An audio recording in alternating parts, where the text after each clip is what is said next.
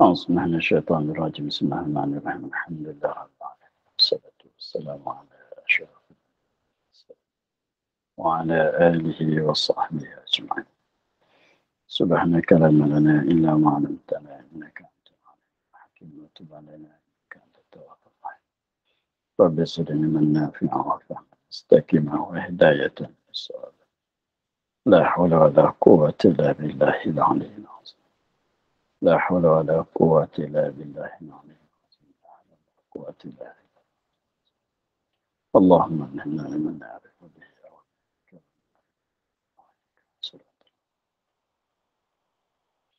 وإلى من الملائكة المقربين واخرجنا من الظلمات وافتح لنا أبواب رحمتك وعلمنا أسرار حكمتك يا رب العالمين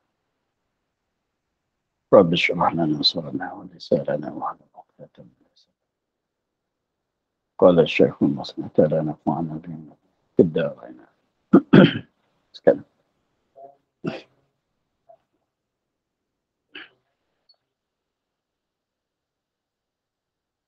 Dan mengandungkan aqaid yang bergantung dengan pesuruh-pesuruh itu oleh makna Muhammadur Rasulullah. Kerana makna pesuruh Allah itu utusannya yang antaranya dan antara hambanya. Kerana beberapa hikmat dan harapannya.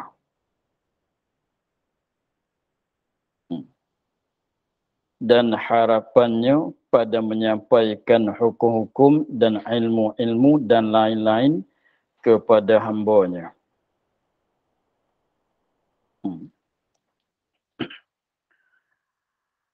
Dan tu matan.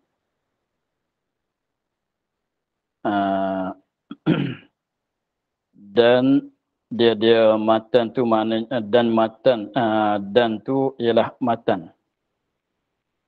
Jadi kalau ambil matan saja tu mana dan kerana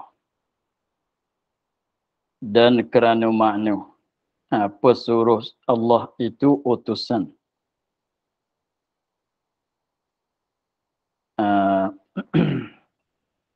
Jadi dan tu sepatutnya ada di dalam lingkungan.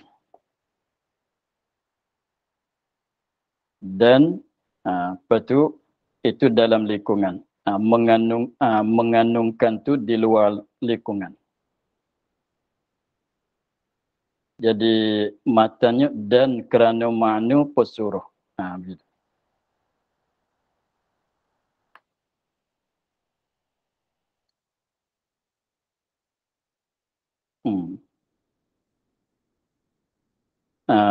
Jadi matan saja tu dan kerana makna pesuruh Allah itu utusannya. Jadi dan tu matan di dalam lingkungan mengandungkan akidah yang bergantung itu di luar lingkungan.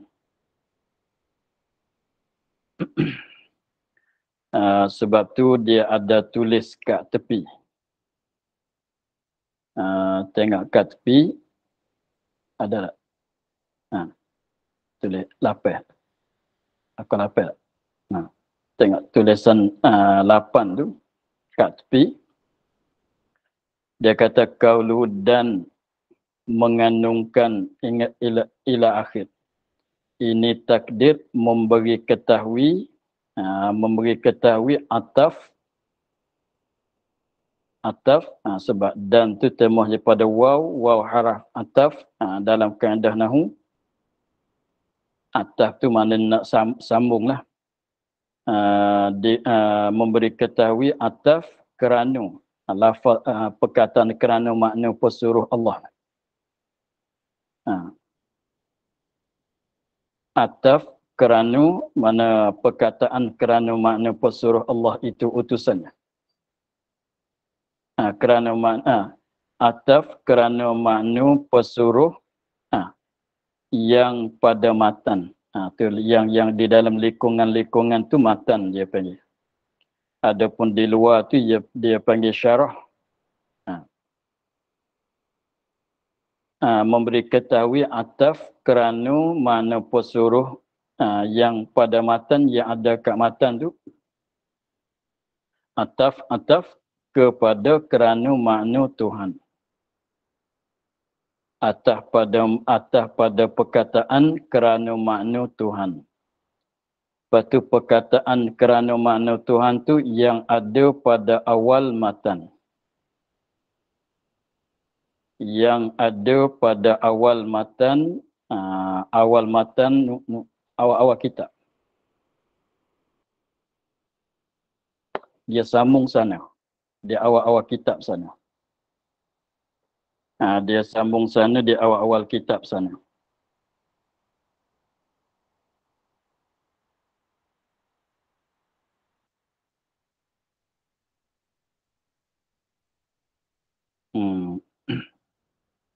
Kalau yang sayanya muka surat 5. Sama tak? Muka surat 5. Baris yang kedua. Muka surat 5, baris yang kedua. Sama tak? Sama. Muka surat 5, baris yang kelima. Kalau sama dengan saya lah. Tengok dia katanya, apa dia? Kerana makna Tuhan itu tupanan bagi yang lain. Sambung di situ. Sambung di situ. Jadi maknanya di sini,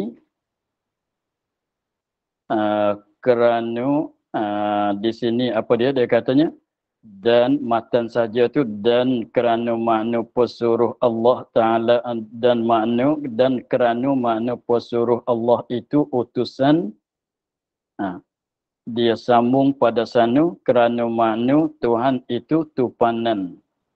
Sambung sana. Itu makna ataf.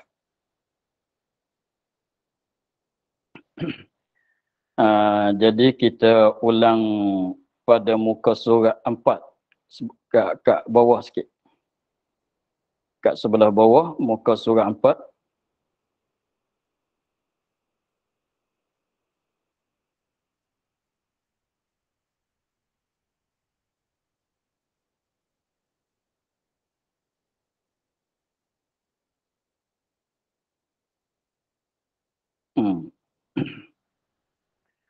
Pada muka surat 4, kat sebelah bawah.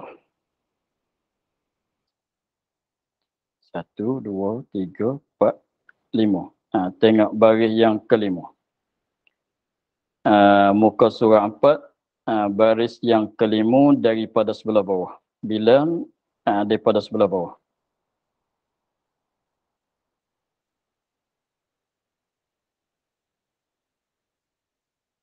Muka surat 4, baris yang kelima daripada sebelah bawah.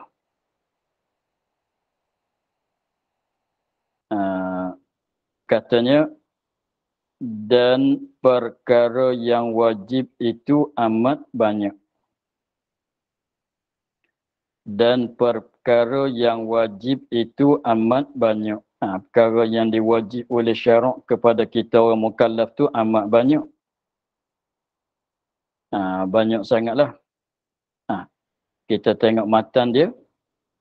Setengah daripadanya, setengah daripada perkara yang wajib, yang amat banyak tu ialah ma'atiqad dengan hati.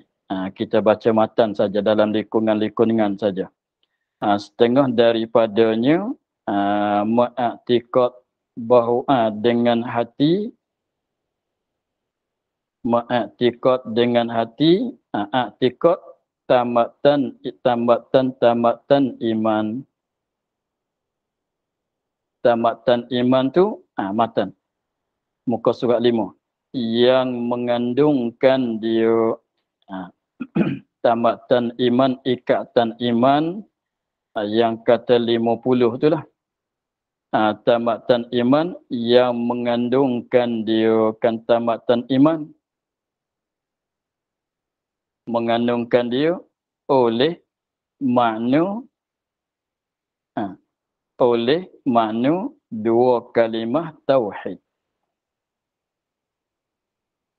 Mengandungkan tamatan iman akidah yang kata 50 tu mengandungkan dia oleh makna dua kalimah tauhid.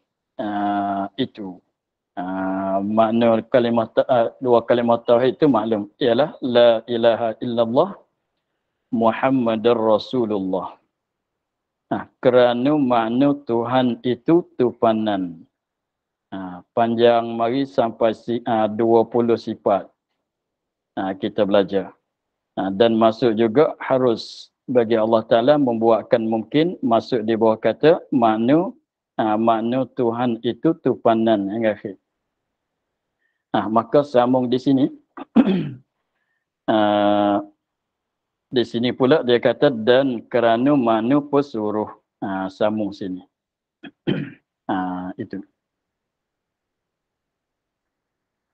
Kita tengoklah. Itu cara orang belajar kitab. Dia kena kira begitulah.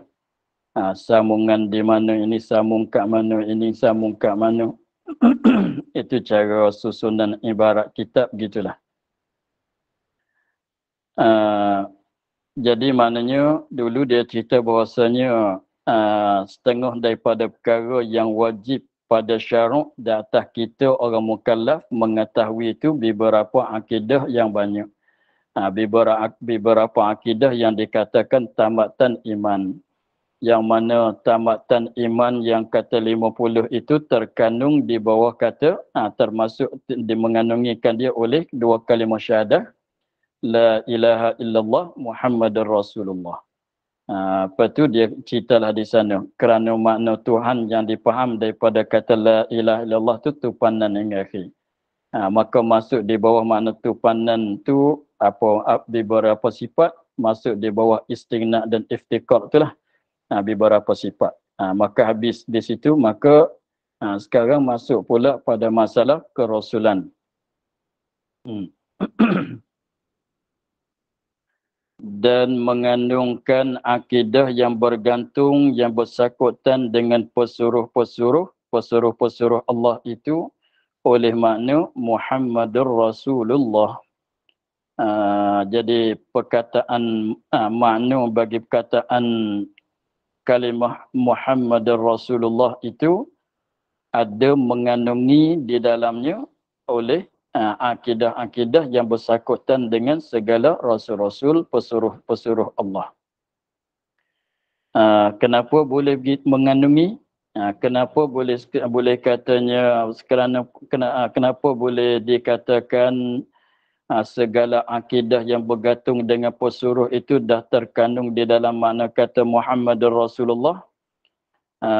Sebab dia katanya kerana makna, kerana itu ialah pada mengandunglah.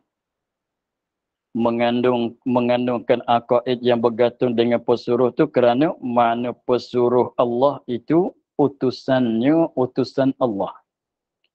Jadi maknanya Muhammadur Rasulullah, Muhammad itu adalah utusan Allah. Utusan Allah, mana orang yang Allah Ta'ala utuskan dia. Mana Muhammad itu adalah orang yang Allah Ta'ala, seorang manusia yang Allah Ta'ala utuskan dia.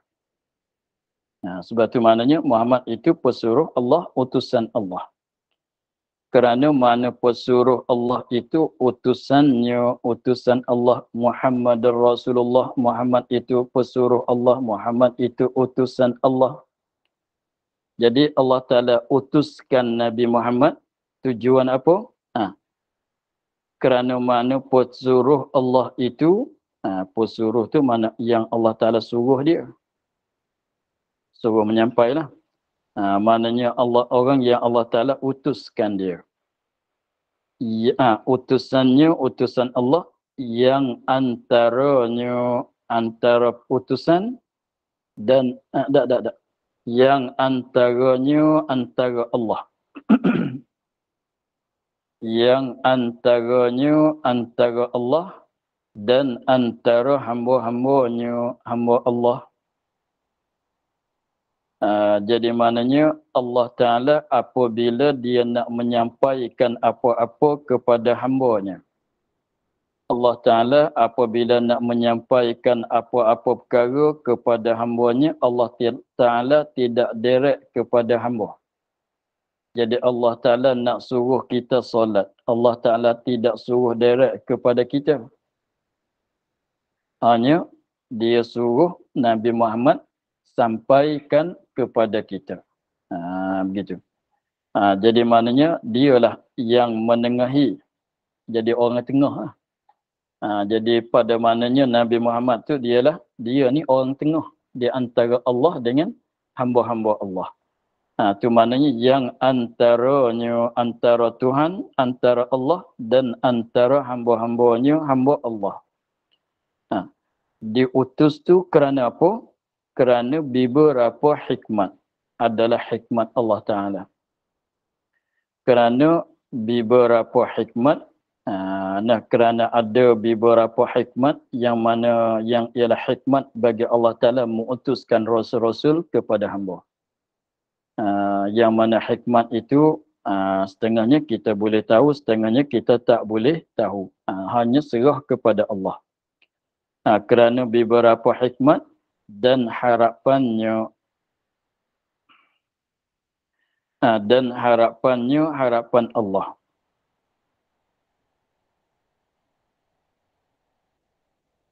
Dan harapannya tak. Salah baca. Kerana mana pesuruh Allah itu utusannya, utusan Allah yang antaranya antara Allah dan antara hambanya hamba Allah. Diutus itu kerana beberapa hikmat. Wakaf di situ. Kerana beberapa hikmat. Kerana adalah beberapa hikmat yang mana Allah Ta'ala, yang jadi hikmat bagi Allah Ta'ala utus rasul-rasul itu kepada hambanya. Satu. Dan harapan atas pada utusan. Dan harapannya atas pada utusannya. Begitu ya. Dan harapannya ini atas pada utusannya. Takdir kalamnya pada maknanya kerana makna pesuruh Allah itu harapan Allah. Maknanya Rasul ini utusan Allah. Maknanya orang yang Allah Ta'ala utuskan dia. Rasul ini harapan Allah. Mana orang yang Allah Ta'ala harap dia menyampai. Itu mana harapan Allah. Mana Rasul ini ialah orang yang Allah Ta'ala taruh harapan kepada dia untuk dia menyampaikan perkara-perkara kepada hamba. Itu maknanya harapannya. Dan harapannya pada menyampaikan oleh pesuruh-pesuruh tadilah, menyampaikan hukum-hukum daripada yang wajib, yang harus, yang sunat, yang haram. Pada menyampaikan hukum-hukum, apa yang wajib kena buat, apa yang dilarang daripada buat, apa yang disunat, apa yang dimakruh, apa yang harus. Semuanya yang disampaikan oleh segala Rasulullah, segala hukum wajib, sunat, haram, makruh, harus. Itu segala hukum-hukum yang kita maklum kata hukum syarak. Dan ilmu, beberapa pengetahuan, tengok dalam Quran tu beberapa perkara yang tak bersangkut dengan hukum syarak. Hanya jadi pengetahuan. Tengok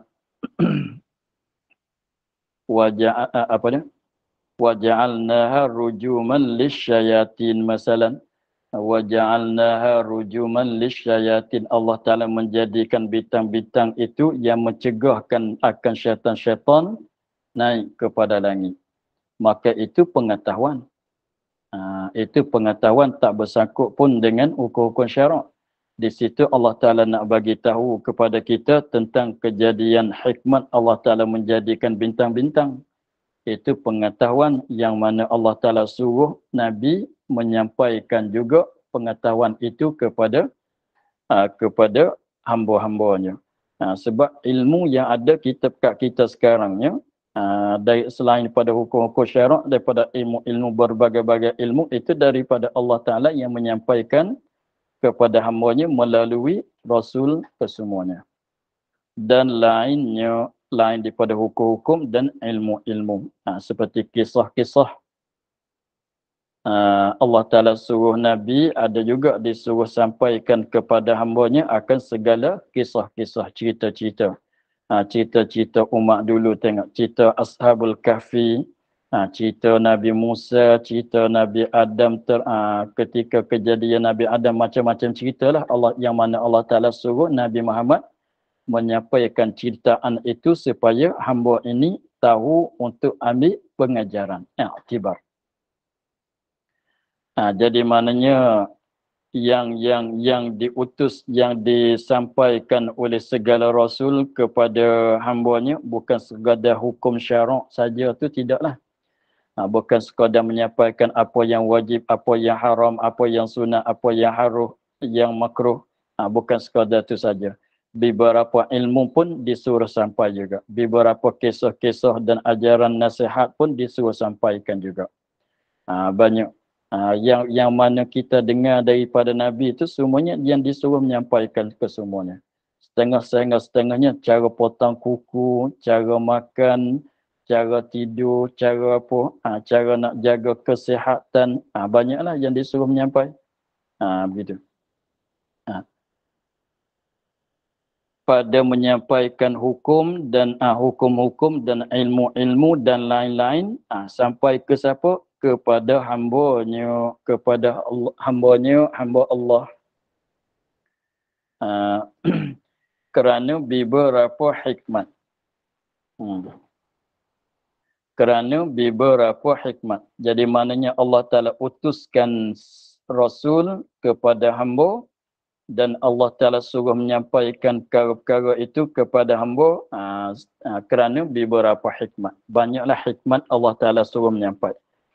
Kerana beberapa hikmat, setengah daripada beberapa hikmat mengingatkan janji-janji. Setengah daripada hikmat Allah Ta'ala mengutuskan rasul-rasul kepada hambanya, ialah tujuan satu hikmatnya, ialah setengah daripada hikmatnya untuk nak mengingatkan janji. Jadi mana Rasul inilah yang mengingat kepada hamba akan janji-janji yang mana telah berjanji dengan Allah Subhanahu Wa Taala. Janji kat mana? Bila masa dah berjanji, tengok kat tepi dia ada cerita. Tengok dia kata qaulu janji-janji, yakni mengaku hamba. Berjanji itu ialah mengaku, ikrar, mengaku hamba-hamba pada alam dzarri. Pada alam dzarri ini belum pada dijadikan manusia lagi lah. Pada alam dzarri tak kala bertanyakan dia kan Allah, bertanyakan dia kan hamba-hamba oleh Allah dengan firman-Nya alastu bi rabbikum, yang mana Allah Taala cerita balik dalam Quran. Pada kita pada masa alam dzarri,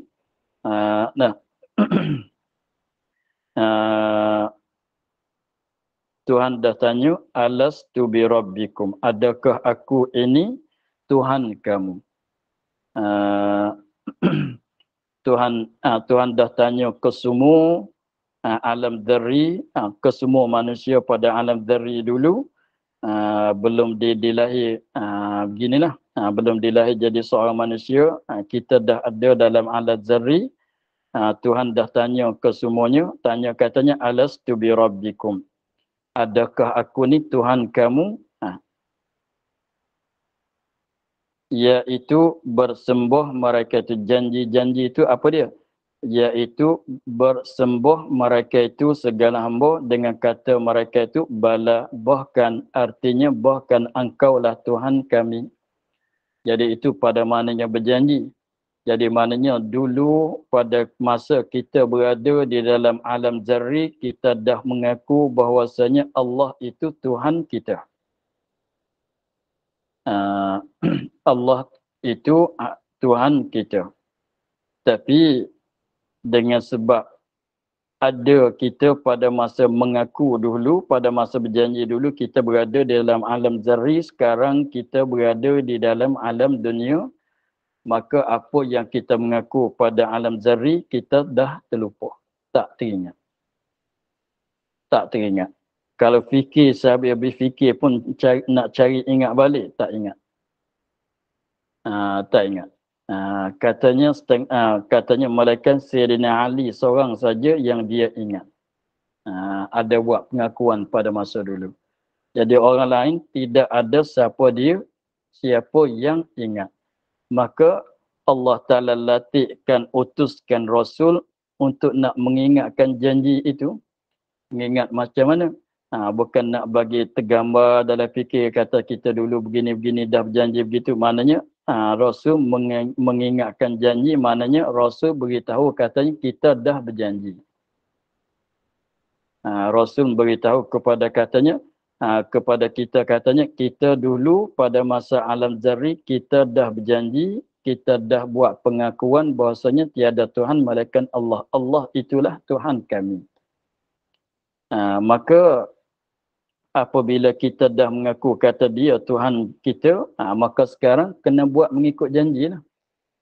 Kena duduk, mana cara kedudukan kita mengikut janjian itulah. Kena ibadat kepada Allah, kena taat kepada Allah sebab kita dah mengaku kata dia Tuhan kita. Sebab kita dah mengaku kata dia Tuhan kita, mana kita kena tunaikan kehambaan kita kepada dia lah. Begitu.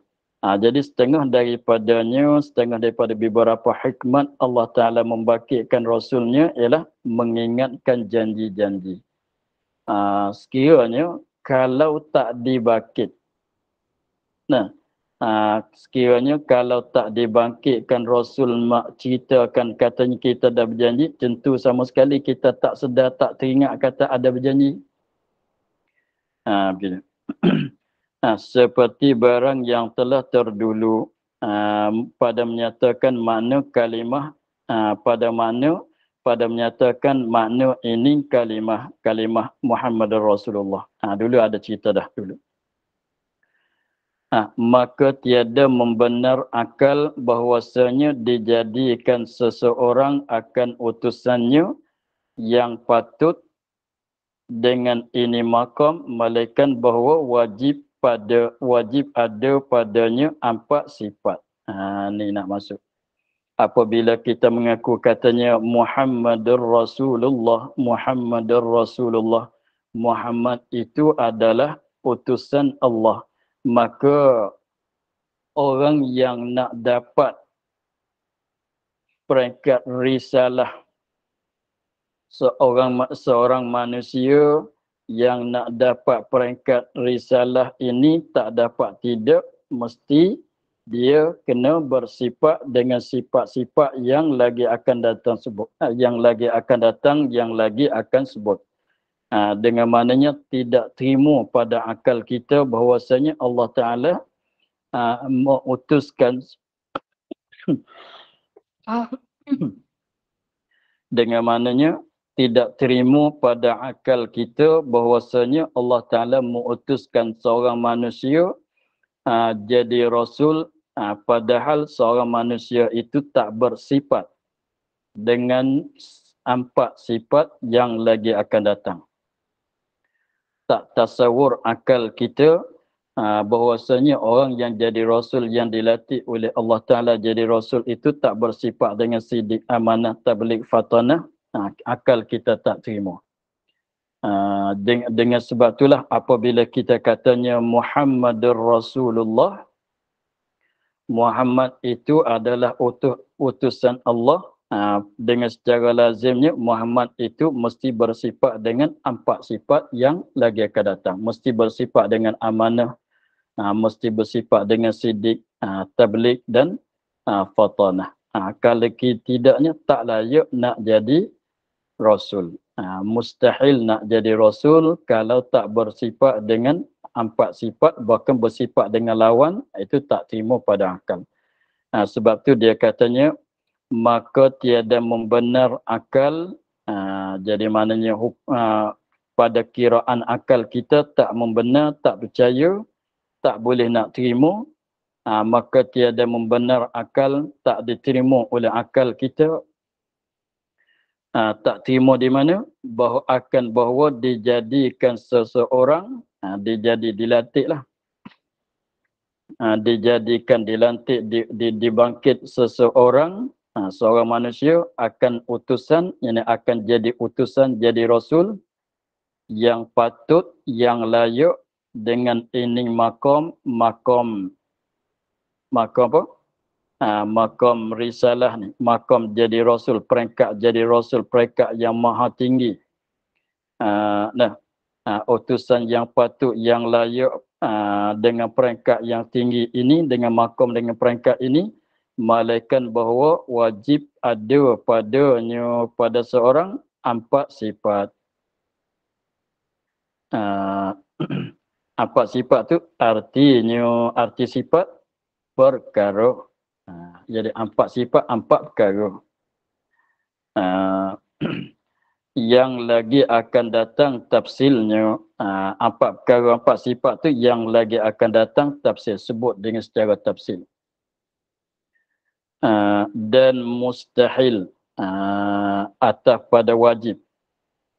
Jadi takdir kalanya maka tiada membenar akal akan bahasa dijadikan seorang akan utusan malaikat, bahawa mustahil pada dirinya lawan-lawan 4 sifat. Jadi maknanya kalau bersifat dengan lawan bagi 4 sifat yang lagi akan datang, kita tak terima kata orang itu jadi Rasul pada akal kita. Dan harus atas pada wajib lagi, malaikat bahawa harus baginya 1 perkara yang lagi akan datang sebutnya. Maka 9 perkara ini, maka 9 perkara itu mana yang wajib bersifatnya 4 sifat, yang mustahil 4, yang harusnya 1. Maka jadinya 9. Maka 9 perkara itu wajib dengan syarak, atas mukallaf mu'atiqadnya.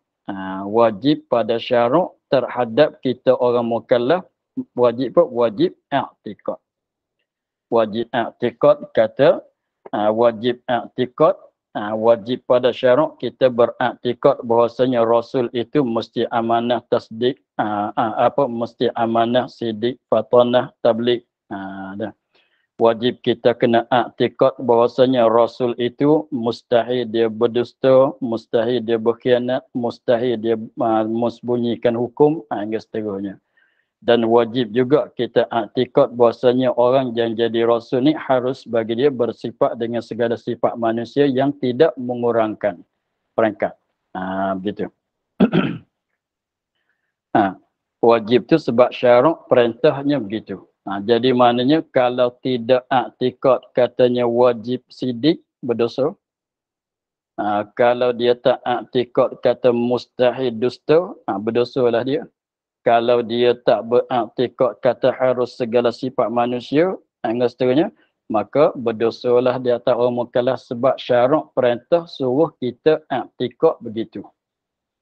Sebab syarak perintah sebagai perintahan wajib di atas kita orang mukallaf beriktikad dengan i'tikad yang disebut tadi. Wajib 4 perkara, mustahil 4 perkara, harus 1.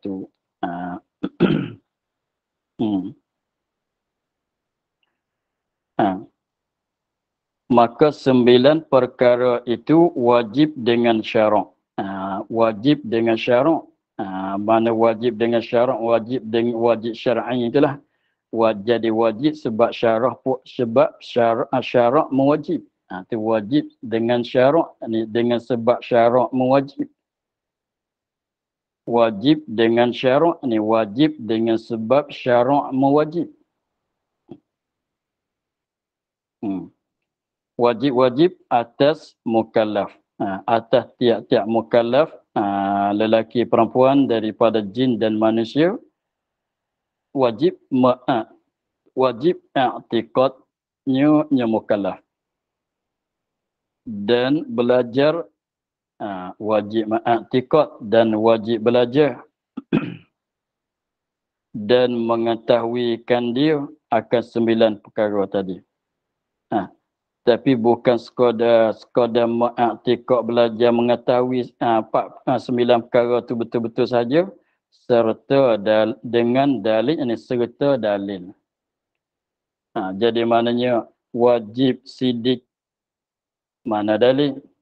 Wajib fatanah, mana dalil? Wajib tabligh, mana dalil? Wajib sidik, wajib benar, mustahil khianat, mana dalil? Harus bersifat dengan sifat manusia yang tidak mengurangkan peringkat, mana dalil? Jadi mana 9 perkara itu disertakan dengan dalil-dalil. Bukan sekadar tahu 9 perkara itu betul-betul saja, tak mencukupi, tidak memadai, bahkan kena tahu berserta dengan tahu dalil juga. Kena pandai dalil jugalah. Dan mengajarkan dia, wajib juga di atas orang tahu, orang pandai, mengajarkan dia kan 9 perkara akan orang-orang yang di dalam perintahnya, orang yang di bawah perintahan dia, anak dia, isteri dia, hamba dia. Jadi setiap-tiap orang yang di bawah perintahan dia, wajib dia ajarkan semua 9 perkara. Kalau tak pandai nak ajar, kena gaji orang lah. Kalau tak pandai nak ajar, kena atarkan anak bagi belajar sama dengan orang lain. Sebab tu setengah ibu bapa tu, dia tak pandai nak ajar. Atau dia pandai tapi tidak ada masa nak mengajar. Lalu tu dia hantarkan anak dia belajar kat pondok, kat sekolah, kat mana. Begitu. Itu dah lepas lah. Jadi maknanya, dan mengajarkan dia akan orang yang di dalam perintah. Tapi masalah mengajarkan orang yang di dalam perintah ni dengan secara umum. Mana mengajar dengan sendiri. Kalau tak mengajar dengan sendiri pun boleh juga. Bagi dia belajar sama orang lain. Tujuannya nak bagi orang yang di bawah perintahan kita tahu benda ni. Nak ajar sendiri pun boleh. Kalau tak pandai nak ajar, kalau sibuk tak ada masa nak ajar, bagilah dia. Wajiblah atarkan dia belajar kat mana-mana tempat bersama dengan orang yang pandai. Yang ada masa nak ajar. Begitu. Dan mengajarkan dia akan orang di dalam perintahannya, mana orang yang ada di bawahnya, seperti anak, seperti isteri. Semua i'tiqad, belajar, mengetahui, mengajar dengan tafsil. Dengan tafsil itu kembali kepada semua. Wajib mengetahui dengan secara tafsil. Wajib i'tiqad, wajib i'tiqad dengan secara tafsil. Wajib belajar dengan secara tafsil. Wajib mengajar pun dengan secara tafsil. Semuanya dengan tafsil. Maknanya dengan satu per satu. Tidak memadai untuk nak lepas daripada wajib pada syaraknya dengan secara ijmal, tidak memadai. Mesti kena belajar, kena tahu, kena pandai serta dalil dengan secara tafsil satu persatu.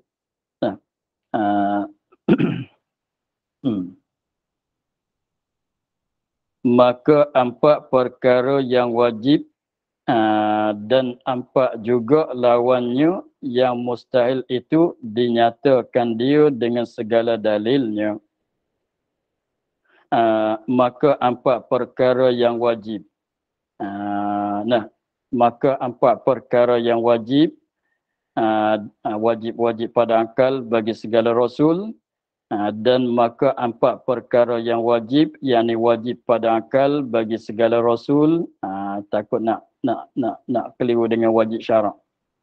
Maka 4 perkara yang wajib, yakni 4 perkara yang wajib pada akal bagi segala rasul.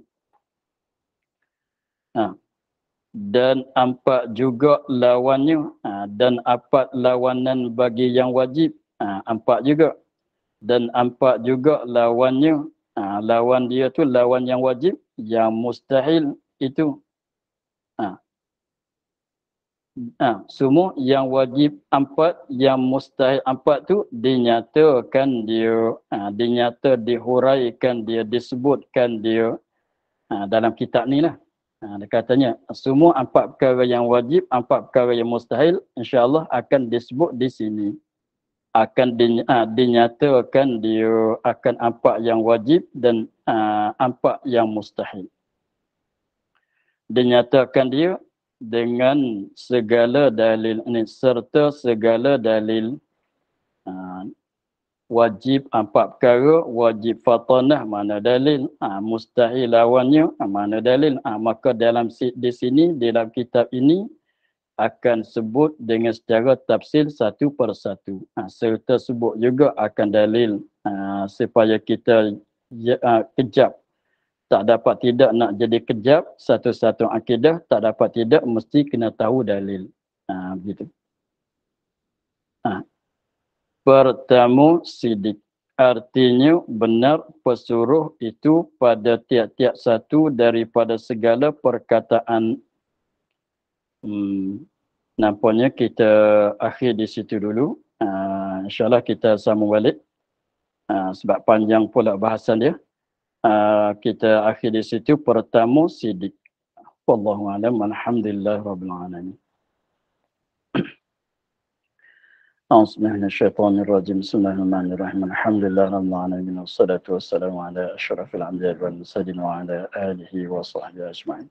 اللهم افتح علينا فتوح العارفين ونور قلوبنا بنورك الكريم واجعل عملنا خالصة لوجهك الكريم. اللهم إنا نستودعك ما قرأناه وما فصلنا وما سمعناه فردد علينا والتهجد إليه. سبحان ربك رب العزة عما يصفون وسلام على المرسلين والحمد لله رب العالمين. Terima kasih Baba. Assalamualaikum. Terima kasih Baba. Assalamualaikum. Assalamualaikum warahmatullahi wabarakatuh. Waalaikumsalam. Terima kasih Baba. Assalamualaikum. Terima kasih Baba. Jumpa lagi. Terima kasih Baba. Ya, sama-sama.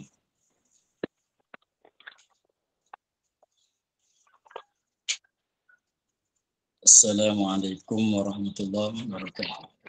Waalaikumsalam warahmatullahi wabarakatuh. Semuanya barakatuh. Sama-sama.